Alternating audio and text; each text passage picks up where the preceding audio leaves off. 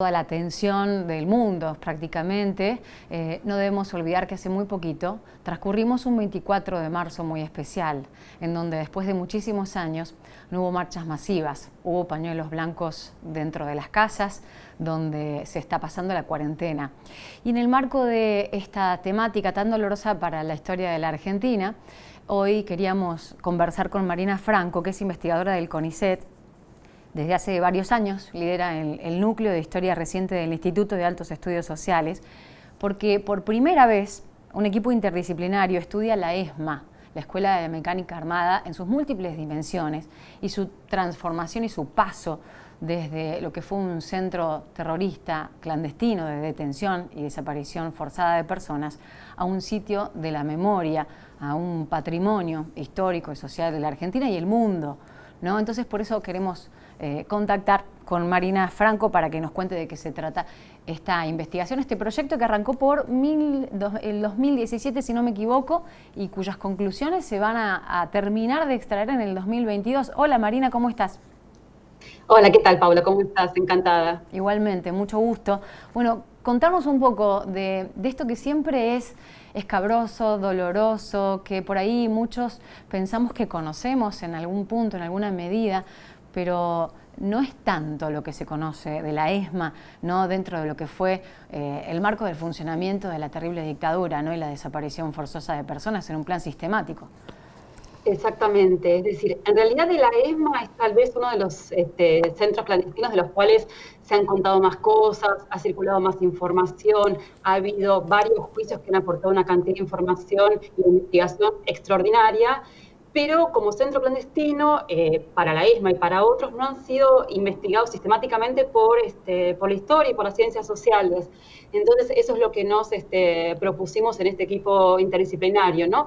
De investigadores que están, por supuesto, en el área académica de la investigación universitaria y del CONICET, pero que también estamos por distintas vías vinculados a el trabajo de memoria, a la acción con los organismos de derechos humanos, con el propio sitio de la ex-ESMA, etcétera. ¿Cómo está financiado este proyecto? Contanos un poco cómo es la articulación, porque tengo entendido que iban trabajando cada uno particularmente y tuvieron la visión sistémica, ¿no? De integrar todo en esta investigación a largo plazo. Exacto. En realidad el equipo reúne a más de 10 personas que en sus propias investigaciones, tesis o incluso acciones como ciudadanos veníamos interesados y trabajando sobre la ESMA. Yo, por ejemplo, en lo personal trabajé en el equipo que hizo toda la apuesta museográfica de la actual puesta del sitio. Y entonces, bueno, los distintos integrantes del equipo, algunos trabajaban en la ESMA como espacio de memoria, otros trabajaban sobre la ESMA como centro clandestino, otros trabajábamos sobre las Fuerzas Armadas, sobre la represión, otros con sobrevivientes. Bueno, nucleamos a todos estos intereses y estas investigaciones de larga data y nos propusimos armar una historia de la ESMA, tanto como centro clandestino, es decir, durante la dictadura, para después también estudiar la ESMA como sitio de memoria, y en particular algo que nos interesa es cómo la ESMA devino lo que es hoy, ¿no? En ese sentido de sitio emblemático del terrorismo de Estado en la Argentina, cuando en realidad hay otros sumamente importantes, empezando por La Perla en Córdoba. Claro. Sin duda. Fueron más de 500 los centros clandestinos de detención. La ESMA es como el más representativo y de mayor impacto a nivel internacional también, se puede decir. Fueron más de 5.000 las personas desaparecidas, aproximadamente 200 los sobrevivientes según los datos conocidos. Pero la memoria, tengo entendido lo que publica una de tus colegas, Claudia Feld, dice, trabaja con clichés, con mensajes sencillos de entender, pero en el medio, claro, se pierden cosas importantes. Y ahí está esta investigación tratando de comprender este devenir que describís, Marina.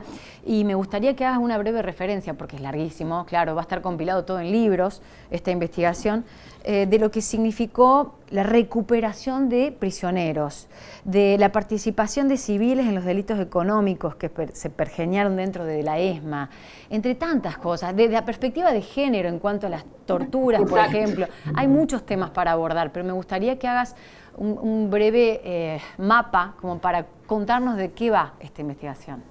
Bueno, a ver, le voy a dar un marco antes de contestarte a lo más puntual. Efectivamente, una de las cosas que nos interesaba en torno a la ESMA y en relación con la represión y con la desaparición forzada de personas en general, es pensar que lo que solemos saber es que los desaparecidos y desaparecidas fueron secuestrados, torturados y desaparecidos, es decir, asesinados por diversos métodos. Y en realidad lo que nos interesaba mostrar, además de eso, es que hay otras formas de la destrucción que uno podría llamar más perversas, más sutiles, pero destrucción al fin, y algunas de esas cosas se dieron en la ESMA como en otros centros clandestinos también. Y, por ejemplo, algunas de sus formas fueron que en algunos centros clandestinos y en particular en la ESMA se utilizó un sistema de mantener con vida a los detenidos y detenidas y, por ejemplo, hacerlos trabajar. En el caso de la ESMA se los utilizó para tareas de crear falsas informaciones, para tareas de propaganda político, para tareas vinculadas a los planes políticos del almirante Macera, que estaba muy vinculado a la ESMA como comandante de la Armada. Se los utilizó también para tareas más complejas como obligarlos a hacer documentación falsa para perpetrar delitos económicos, apropiación de bienes, de empresas, etc. Es decir, se puso los saberes de los detenidos y detenidas al servicio de las causas más perversas, ¿no? Al mismo tiempo que los detenidos y detenidas eran obligadas a trabajar en estas cosas, todo el tiempo pendía sobre ellos la amenaza de muerte, sobre ellos y sobre sus familiares. Acá hay que pensar también que muchas veces estas redes se extendían a los familiares, los cuales también eran amenazados, y a los detenidos se les decían que sus familias estaban amenazadas, ellos no colaboraban, etcétera. Digo, todo esto me parece que es parte de ese mecanismo de destrucción perversa que funcionó durante el terrorismo de Estado.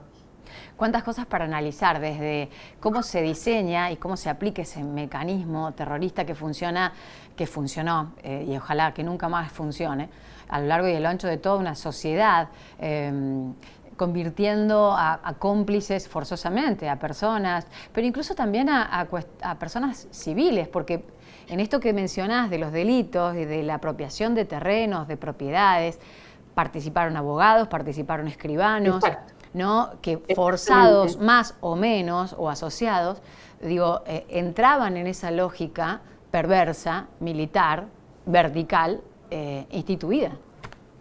Exactamente, es decir, la represión fue básicamente una represión de las Fuerzas Armadas, en este caso de la Marina asociada con otras fuerzas, pero también una gran circulación de civiles que fueron cómplices y en algunos casos coautores de delitos, por supuesto en la ESMA hubo médicos, empezando por esos civiles, ¿no es cierto?, que acompañaron los partos clandestinos y la apropiación de bebés, niños y niñas.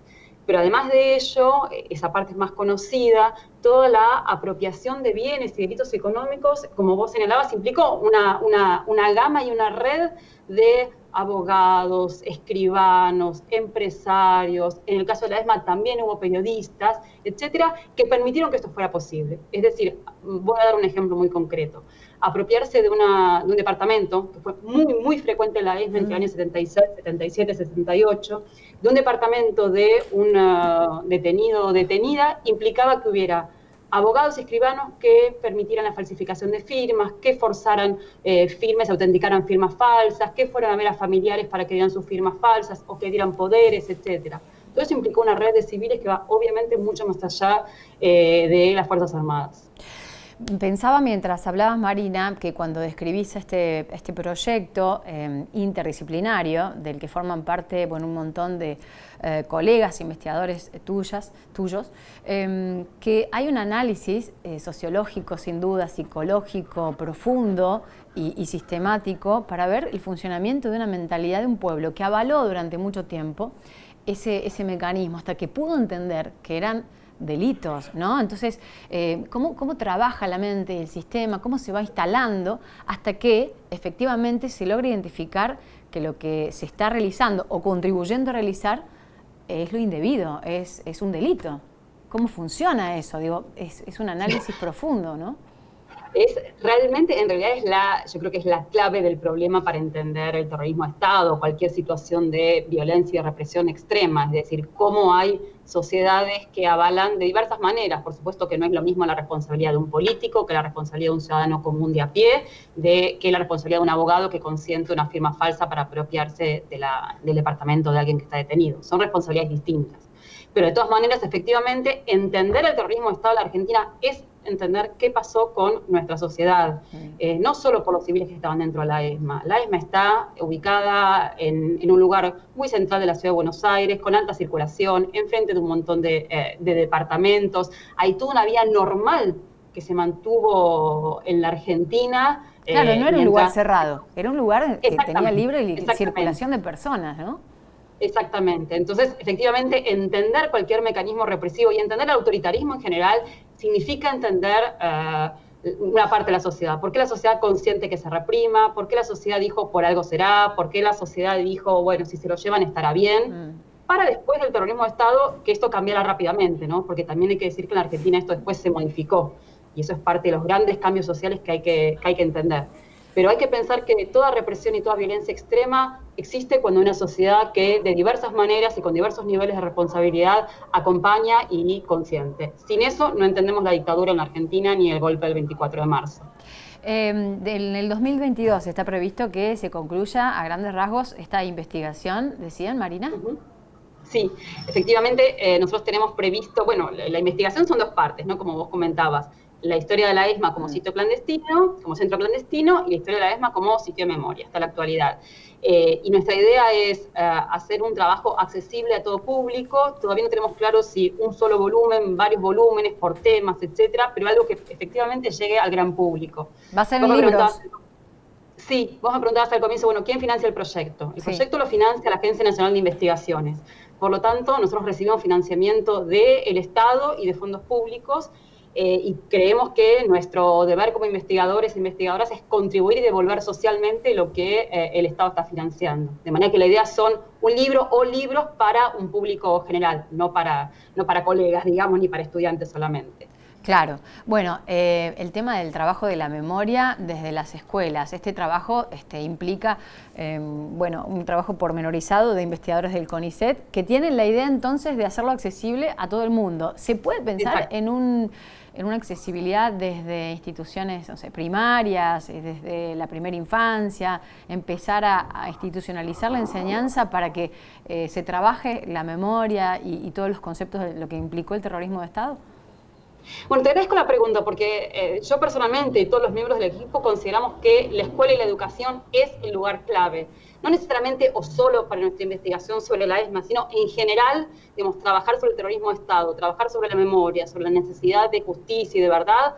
El lugar fundamental es la escuela, porque en la escuela hay un proceso de transmisión generacional y de construcción democrática a futuro, que es realmente la gran apuesta como sociedad a la cual debemos apuntar. Sí quiero decir también que en relación con otros países, en la Argentina se ha hecho muchísimo en ese sentido, es decir, que el tema pueda, por ejemplo, estar hoy en la televisión, que el 24 de marzo sea una convocatoria pública y masiva, etcétera, tiene que ver con todo lo que se ha hecho en muchas décadas y en particular en la escuela. Hoy las marchas del 24 de marzo son marchas llenas de familias con niños. Entonces, efectivamente, hay un proceso que ya está iniciado, pero que yo creo que tiene que continuar y por eso mismo nuestro trabajo sobre la ESMA apunta efectivamente, respetando los niveles de comprensión de los chicos. Uno no puede hablar con el mismo descarne con adultos que con niños pequeños o niños de 11 años o niños de 15, pero respetando esos distintos niveles de comprensión, efectivamente nuestra idea también es generar materiales y reflexiones que puedan ayudar a docentes y o a estudiantes directamente. Marina Franco, te agradecemos muchísimo el contacto con Puntal AM, muchas gracias y bueno, saludo a todos los colegas y los colegas que están en esta investigación tan importante. Perfecto, gracias Pablo a ustedes por el interés. Hasta luego. Hasta luego. Ahí estaba entonces la investigadora del CONICET contándonos un poco de esta primera etapa de un proyecto que comenzaba en 2017 y que va a tener su parte final con la publicación de uno o varios libros en el 2022 con las conclusiones.